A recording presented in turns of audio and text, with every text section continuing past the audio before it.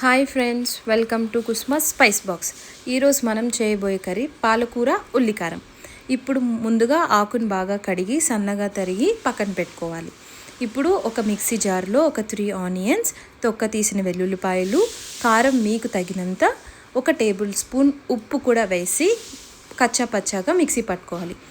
ఇప్పుడు ఒక ప్యాన్లో ఆయిల్ యాడ్ చేసి ఆవాలు, జీలకర్ర, ఉద్దిపప్పు, ఎండుమిర్చి, కరివేపాకు ఫ్రై అయిన తర్వాత ఈ పేస్ట్ని దాంట్లో వేసి ఒక 1/2 టేబుల్ స్పూన్ పసుపు, 1 టేబుల్ స్పూన్ ధనియాల పొడి వేసి లో ఫ్లేమ్లో ఒక 15 మినిట్స్ కుక్ అవ్వాలి.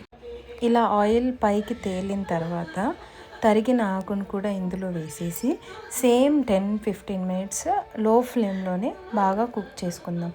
ఇలా కలర్ చేంజ్ అవుతుంది. సో ఇప్పుడు మన కర్రీ అయిపోయినట్టే. ఈ కర్రీ ఎలా వచ్చిందో వేడి వేడి అన్నంలో టేస్ట్ చేసి చూద్దామా?